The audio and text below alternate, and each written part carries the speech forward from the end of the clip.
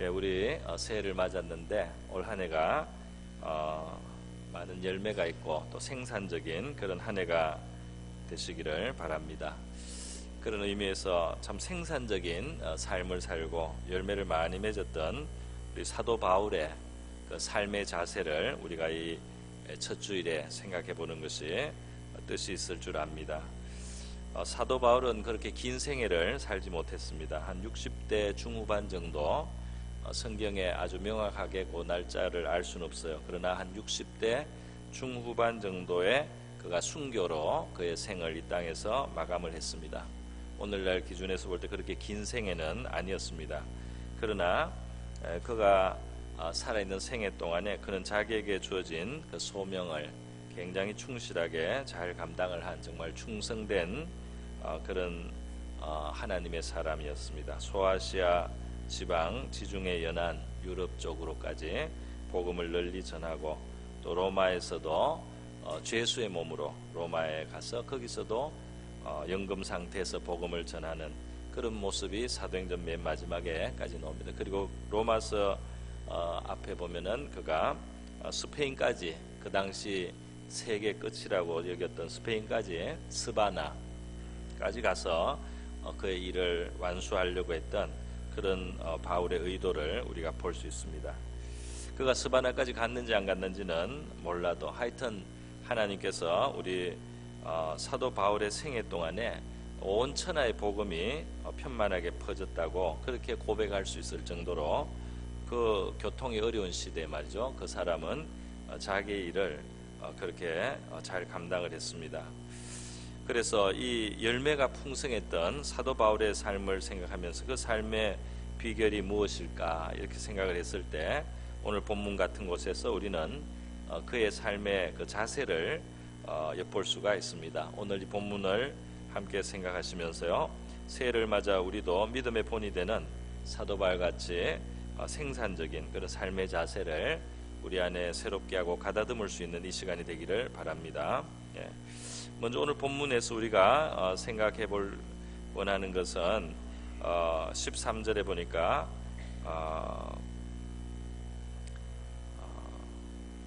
오직 한 일, 13절 후반이죠. 오직 한 일, 즉 뒤에 있는 것은 잊어버리고 라는 부분입니다. 그러니까 그가 자기가 앞에서 했던 일들, 그런 것은 잊어버린다, 그런 말을 했어요. 여기에서 우리 사도 바울의 그 태도 중에 하나인데요, 그는 과거에 묶여 있는 사람이 아니다. 그는 과거에 묻혀 있는 사람이 아니다. 그는 과거에 얽매여 있는 사람이 아니다 하는 점이죠. 우리가 생산적인 삶을 살기 위해서는 과거를 잘 정리를 하고 또 청산을 해야 되겠습니다. 많은 사람들이 과거에 결박되어 있는 삶을 살고 있습니다. 그 과거를 잘 다루지를 못하는 거죠. 그래서 그 결과로 굉장히 불행해지는 경우가 많습니다. 아주 대표적으로 마귀에게 고통을 받는 그 삶의 한 그 모습이 바로 과거로 인하여 현재를 해하는, 현재를 파괴하는 그러한 형태로 살아가는 삶이 불행한 사람들이 많이 있습니다. 여러분, 하나님은 말이죠, 하나님은 어떤 분이시냐 하면은 과거를 묻지 않습니다. 할렐루야. 하나님은 이 과거를 깨끗하게 씻어주세요. 그 하나님이 얼마나 좋으신 겁니까? 우리의 죄를 청산할 때 하나님은 과거를 묻지 않습니다. 우리 그것을 배워야 될 줄 믿어요. 하나님은 과거를 묻지 않는 것, 새로운 기회를 주시는 겁니다. 그런 하나님을 우리가 믿고 있어요. 그러나 마귀는 말이죠, 마귀는 우리를 감옥에 가두는데 바로 그 감옥의 이름이 과거입니다. 과거라는 우중충하고 불행하고 원통하고 한이 묻어있는 그러한 감옥에다가 우리를 가두어서요, 어두운 과거에 쓰라린 그런 기억, 원통한 기억, 회한의 그러한 창살 속에 우리를 가두어서요, 현재를 낭비하게 하고 허비하게 하고 현재를 살아갈 힘과 용기를 다 잃게 하는 것이 바로 이 마귀의 그 아주 대표적인 역사예요.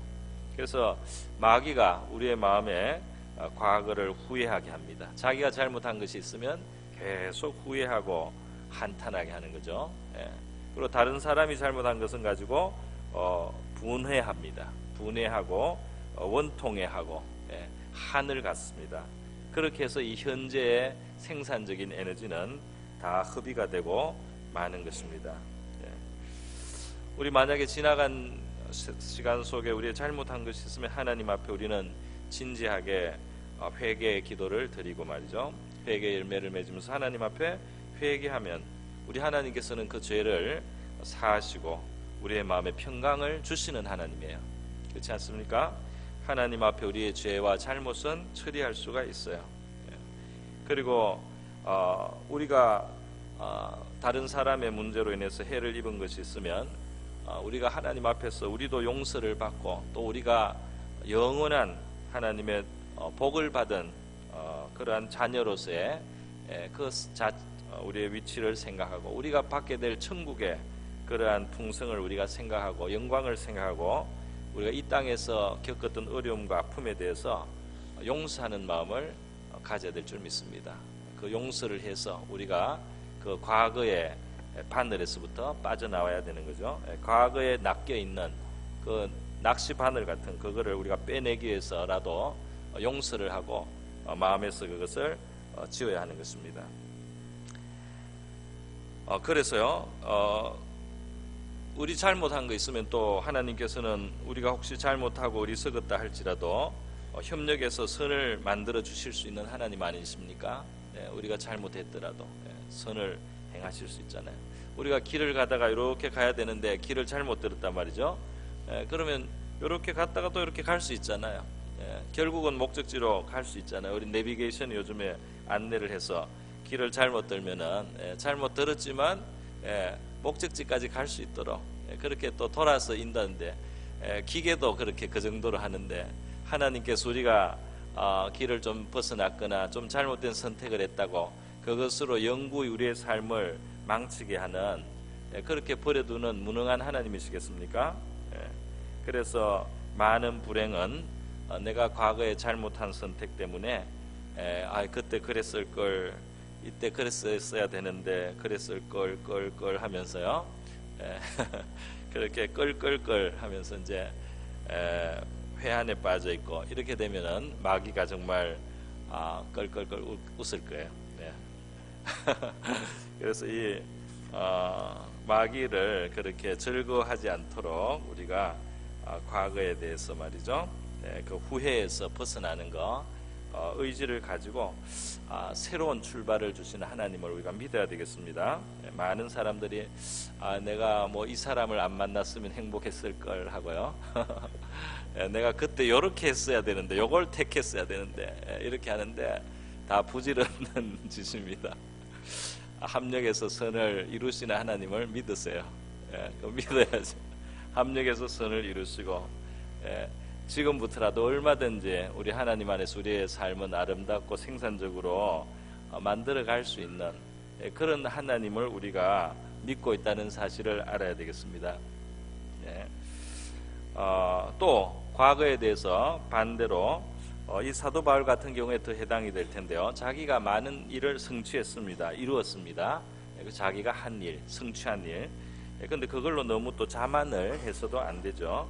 과거의 한 일을 자찬하면서 그게 안주하에 있지 않고 자기가 잘한 것은 좀 잊어버리는 게 사실 좋죠. 왜냐하면 마음이 우리가 그것 때문에 안일해지기 때문에. 그래서 뒤에 있는 것은 잊어버리고 바울처럼 앞에 있는 그 표대를 목표를 향해서 나가는 자세, 이것이 과거를 잘 다루는 자세라고 할 수 있겠습니다. 그래서 저와 여러분은 과거에 머물리지 않는 삶을 우리 하나님 안에서 그런 자세를 우리가 가질 수 있기를 바랍니다. 두 번째로 본문에서 우리는 이 앞을 향해서 표대를 향해서 달려가는 사도 바울의 자세를 보게 됩니다. 그는 미래를 위한 현재 삶을 사는 거죠. 표대를 앞에 보고 있습니다. 표대라는 것은 이제 그 가야 하는 목적지를 보고 있어요. 내가 어디로 가야 되는지, 내가 도달해야 되는 곳은 어떤 방향인지를 그는 분명하게 보고 있다는 겁니다. 우리 일반 생활에서 항상 아이 때부터도요, 어떤 목적을 하나 이렇게 가지고 목표를 가지고 생활하는 것은 참 좋습니다. 내가 요것을 이루어야 되겠다. 그런 목적 의식을 가지고 뭐 책을 읽기도 하고 뭐 공부를 하기도 하고 무슨 습관을 만들기도 하고 이 목표를 가지고 사는 삶이 좋습니다. 목표 지향적인 삶은 좋은 삶이에요. 빌립보서 지금 3장 14절에 표대를 향하여 하나님이 위에서 부르신 부름의 상을 위하여 달려간다. 표대가 있으니까 달려갈 수가 있는 거 아니겠어요?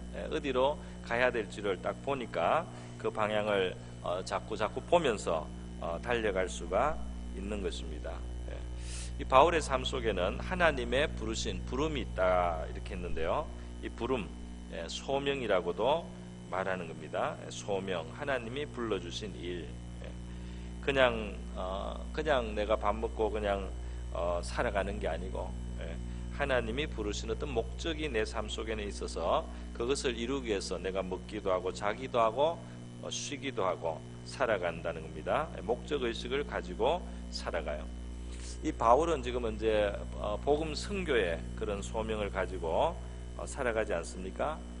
그런데 우리가 한 가지 생각해 볼 점은 이렇게 이제 선교 사역이라든지 하나님하고 직접 관련된 그런 일 외에도 우리의 범사에 우리가 살아가는 일 속에 우리 각 성도들은 하나님으로부터 소명을 우리가 사실 가지고 있다. 소명을 이미 받았다는 그런 의식을 가질 필요가 있다는 것입니다.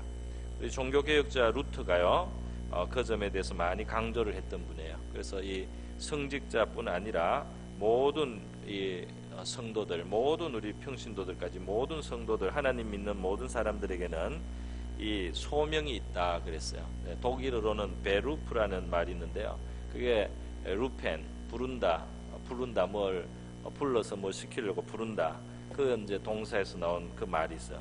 그게 소명이라는 뜻인데 하나님이 우리에게 맡긴 일이 있다 이 말입니다. 천직이 있다는 겁니다. 그것은 성직자에게만 제한되는 것이 아니고 모든 사람들에게 현재 하나님이 주신 나의 그 임무의 자리, 내가 감당해야 되는 나의 그 의무의 자리에 우리 하나님의 부르심이 있다. 그래서 골로새서 3장 23절에서 24절의 말씀 보면요, 이런 정신을 말을 표현이 되어 있어요. 무슨 일을 하든지 마음을 다하여 주께 하듯이 하고 사람에게 하듯 하지 말라. 이는 기업의 상을 주께 받을 줄 알미니 너희는 주 그리스도를 섬기느니라. 우리가 있는 자리가 어떤 나무 집에 들어가서 일하는 이 종에게 사실 주신 말씀인데요. 다른 사람을 섬깁니다. 내가 어떤 생계를 위해서, 가족 부양을 위해서 내가 직장을 가지고 일을 합니다. 그러나 그 눈앞에 보이는 현실은 내가 필요해서 내가 정말 생활을 위해서 이 사람을 섬기고 이 일터에서 일을 하지만 우리는 정말 하나님을, 주님을 섬기고 있다 그랬어요. 그러니까 지금 이 상황 속에서 나를 요 자리에서 요 방법으로 나를 그 생활을 얻게 하고 나의 생계를 얻게 하고 내가 가족을 부양할 수 있게 해주는 이 전체를 하나님이 주신 환경으로 받아들이는 겁니다. 그러니까 이게 전체가 하나님이 주신 자리인 거예요. 그래서 내가 하는 일을 주께 하듯이 주님이 내가 있는 곳에 최고의 그 주인인 것으로 그렇게 인정하고 우리가 주님을 섬기는 자세로 우리의 있는 자리에서 일을 해야 된다는 겁니다. 이거는 물론 직장뿐 아니라 가사 일을 하는 것도 이 영역으로 우리가 생각할 수 있어요. 가사가 그냥 내 집을 내가 한다 이게 아니고 하나님이 지금 나에게 이 가정을 돌보는 일 혹은 자녀를 양육하는 일, 이것을 하나님이 나에게 주신 일로 그렇게 여기라는 겁니다. 그래서 주님을 섬기는 마음으로 우리가 그렇게 일을 하란 말이죠. 그러면 그 상을 주께로부터 우리는 받는다 그랬어요. 주님께로부터 그 상을 받는, 내가 있는 자리가 인간적인 표면적인 모습으로는 사람 밑에 있는 것 같아도 주님 아래 있다는 것을 우리가 인정을 해야 된다 이 말입니다. 주님이 지금 나를 그 자리에서 생활비를 얻게 만들고 그 자리에서 내가 소득을 얻도록 주님이 나를 그렇게 배정을 하셨다. 이렇게 우리가 받아들인다는 거예요. 그렇기 때문에 주님이 그 보스가 되는 거죠. 우리의 삶 속에 보스가 되고 그 주님을 의식하기 때문에 우리가 눈가림으로 살지 않고 불성실함으로 대충 그렇게 사람을 대하지 않고 말이죠. 우리가 정말 충성되게 그리고 진실되게 모든 일을 하는 바로 그것이 성도의 모습이라는 것입니다. 주님께로부터는 그런 상을 우리가 기대하면서 살아가고 그 목적, 주님께로부터 우리가 상 받을 것이라는, 주님께로부터 보상을 받게 될 것이라는 그것을 알고 우리가 달려가야 된다는 것입니다. 우리 성경에 보면은 주님이 주시는 상에 대해서 사도 바울은 소망을 많이 가지고 또 믿음으로 그렇게 고백을 합니다. 바울뿐 아니라 베드로도 그렇고 야고보도 그래요. 디모데후서 4장 8절에 보면은 바울은 자기의 생애를 마감하면서 자기의 인생 전체가 말이죠, 하나님의 그 상을 향해서 달려왔다 그랬어요. 이제 후로는 나를 위하여 의의 면류관이 예비되었으므로 주 곧 의로우신 재판장이 그날에 내게 주실 것이니 내게만 아니라 주의 나타나심을 사모하는 모든 자에게니라 그랬어요. 자기의 이 달려온 삶은 나중에 주님을 만났을 때 그 주님을 나타나심, 주님을 만났을 때 주님께로부터 받을 그 상을 기대하면서 살아가는 삶이라는 거죠. 또 디모데후서 2장 5절에 보면은 법대로 경기를 해서 면류관을 얻겠다는 얻어야 된다 그런 교훈의 뜻이 들어있어요. 하나님의 원칙대로 하나님의 원리대로 내가 달려야지, 그래야지 그 면류관을 얻는다. 하나님의 원리를 버리고 세상적으로 내 마음대로 뛰다가는 상을 받지 못한다 그랬어요.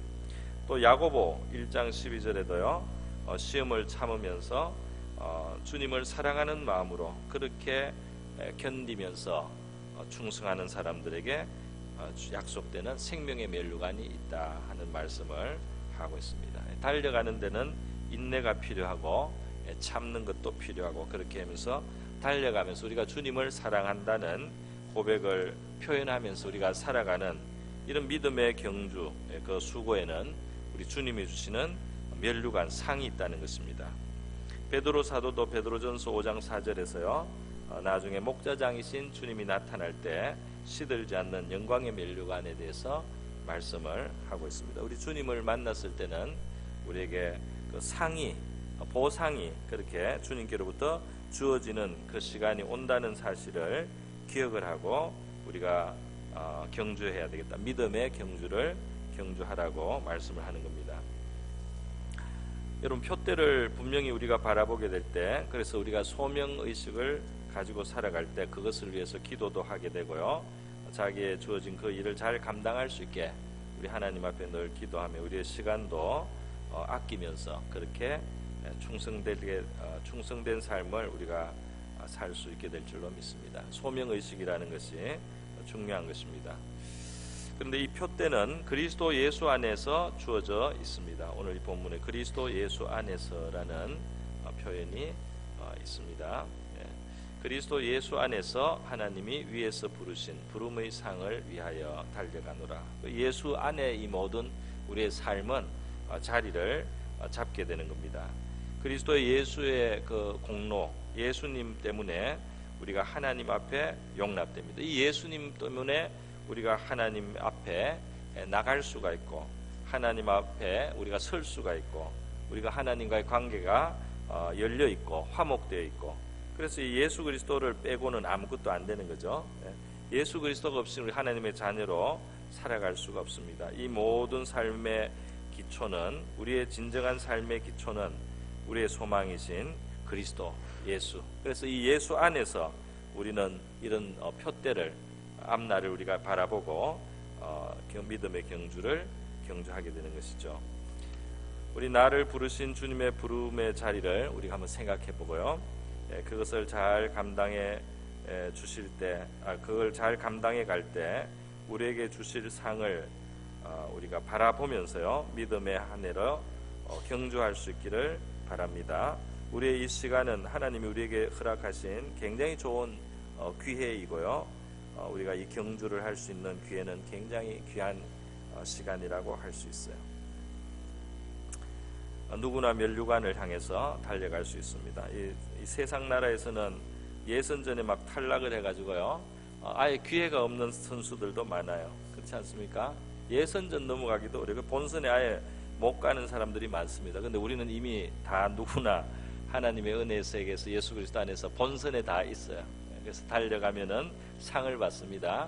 상 받는 사람도 하나가 아니고요, 각각 자기 라인에서 자기가 그냥 열심히 뛴 만큼 다 상을 받을 수 있는 그런 풍성한, 정말 상을 주기 위해서 달리라고 있는 그런 믿음의 경기에 우리는 나와 있다는 사실을 기억을 하고 우리가 소망을 가지고 우리 믿음의 경주를 달려야 되겠습니다. 마지막으로요, 사도 바울이 그 자기 삶의 표대를 향해서 살아가는 원리를 오늘 이 부분에서 말씀을 하고 있는데요, 그것은 뭐냐면 바로 그리스도와의 연합이라고 할 수 있습니다. 연합이에요. 우리는 예수 그리스도를 믿고 그의 성령을 모심으로써 예수님과 연결이 됩니다. 연결이 돼요. 우리의 삶, 우리의 생명은 예수 그리스도와 연결이 되는 것입니다. 그런데 이것이 예수와 우리가 연결되어 있는 이것이 말이죠, 우리의 삶의 현실에서 구체적으로 이제 표현이 되고 그게 구체적으로 체험이 되기 위해서 중요한 것이 있어요. 그게 뭐냐면 그의 죽으심을 본받아야 됩니다. 우리는 예수와 함께 연결이 되어 있는데, 예수의 생명과 연결이 되어 있고 예수의 능력에도 있는데, 그것이 우리에게 체험적인 것이 되기 위해서 우리에게 필요한 것이 있으면 예수의 죽으심을 본받아야 되는 거예요. 그게 지금 10절에 내가 그의 죽으심을 본받아 이렇게 돼 있지 않습니까? 그의 죽으심을 본받는데 이 생활에, 신앙생활의 능력의 비결이 거기에 있다는 거예요. 그의 죽으심을 본받으면 그의 부활의 권능에 참여하게 됩니다. 이게 아주 중요하고 큰 원리입니다. 그리스도의 죽으심을 본받는다, 자기를 부인하면서 하나님의 뜻을 따른다, 그거죠. 하나님의 뜻을 따르기 위해서 필요한 자기 부인을 받아들인다 이 말입니다. 하나님의 뜻이기 때문에 하나님의 뜻을 내가 이루어가는데 협력하기 위해서, 그게 맞춰가기 위해서 내 고집, 내 생각, 내 자존심, 내 성질 이런 거 다 포기를 하고 그거를 내려놓고 그걸 버리고 그거를 부인하면 자기가 죽으심을 그리스도의 죽으심을 본받는 거예요. 그 죽으심을 본받을 때 부활의 주님의 생명, 능력, 이 모든 이런 것들이 우리의 삶 속에서 나타날 수가 있다 이 말입니다. 할렐루야. 그래서 하나님께서 우리를 인도해서 죽을 수 있는 기회를 주실 때 우리가 잘 죽어가야 되겠습니다. 그리스도의 본받아서 자기를 부인할 수 있는 바로 그 시간과 순간들이 있을 때 그것이 우리에게 부활의 생명에 우리가 그걸 참여하게 되고 그 능력을 힘입게 되고 우리의 삶 속에 주님이 역사할 수 있는 그런 기회와 통로라는 사실입니다. 여러분, 하나님의 풍성한 구원을 누리는 삶은 그리스도와 더불어 사는 삶입니다. 그리스도의 길을 또 따라간다고도 합니다. 순종으로 십자가의 길, 자기 부인의 길을 가고요, 그리고 하나님이 주시는 부활과 영광과 종기를 위로부터 얻게 되는 것, 이것이 우리 성도들의 가는 길입니다. 2018년 새해가 밝았습니다. 우리의 삶이 과거를 잘 정리하는 삶이 되기를 바라고요, 미래를 지향하는 생산적인 삶이 되기를 바랍니다. 그리스도와 저와 여러분의 삶 속에 우리 그리스도가 구체적으로 경험되는 삶이 될 수 있기를 축원드립니다. 우리 다 같이 기도하겠습니다. 이 시간 우리 기도할 때 올 한 해를 주님께 부탁드립니다. 과거를 매여서 살지 않게 해주시고, 과거를 내가 회개하거나 또 용서하거나 또 합력하여 선을 이루신 주님을 바라보면서 우리 과거에 매이지 않게 하시고, 올 한 해 표대를 향해서 주님이 상 주시는 분이라는 것을 알고 달려가게 해주고, 내게 주신 주님의 그 부르심의 자리를 잘 깨닫고 의식하게 해주시고, 그리고 우리 주님의 죽으심과 부활에 함께 참여하는 우리의 삶이 되게 하여 주시옵소서. 우리 다 같이 기도하겠습니다.